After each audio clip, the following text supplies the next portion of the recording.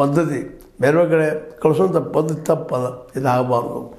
ಎಲ್ಲ ಕಡೆ ಶಿಕ್ಷಣ ಹಬ್ಬಬೇಕಾಗಿದೆ, ಎಲ್ಲ ಮಕ್ಕಳು ಶಿಕ್ಷಣ ಬೇಕಾಗಿದೆ.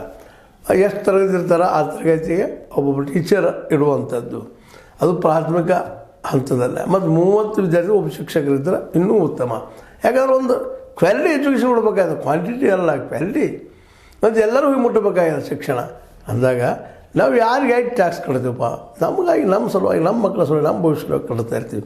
ಆ ಟ್ಯಾಕ್ಸು ಡಿಲ್ಯಾಕ್ ಪ್ರಯೋಗ ಆಗಬಾರ್ದು, ಉಪಯೋಗ ಆಗಬಾರ್ದು. ಎಲ್ಲರೂ ಶಿಕ್ಷಣ ಸಿಗುವಂಥ ವ್ಯವಸ್ಥೆ ಯಾಕೆ ಆಗಬಾರ್ದು. ಹಳ್ಳಿಗಾಡು ದೂರ ಹಳ್ಳಿಯಿಂದ ಕಾಡಿರ್ಬಾರ್ದು ಮಕ್ಕಳು. ಅಲ್ಲಿ ಏನೋ 8 ಬರಲಿ 10 ಜನ ಬರಲಿ, ಒಂದು ಕ್ಲಾಸ್ಗೆ 10-20 ಜನನೇ ಇರಲಿ, ಅಲ್ಲಿ ಶಿಕ್ಷಕರ ನೇಮಿಸಿ, ಪ್ರತಿಯೊಂದು ಕ್ಲಾಸ್ ಶಿಕ್ಷಕರ ನೇಮಿಸಿ ಮುಂದೆ ಹೆಚ್ಚಾಗ್ತಾ ಹೋಗ್ತದಲ್ರಿ. ದಿನ ಹೋದಾಗ ಆಸಕ್ತಿ ಹುಟ್ಟುವಂಗೆ ಮಾಡಿ ಎಲ್ಲರೂ ಕಲಿಯುವಂಥ ವ್ಯವಸ್ಥೆ ಮಾಡಿದ್ರಪ್ಪ ಅಂದರೆ ಈ ಒಂದು ವ್ಯವಸ್ಥೆ ಬದಲಾಗ ಸಾಧ್ಯದ ಅಂತೇಳಿ.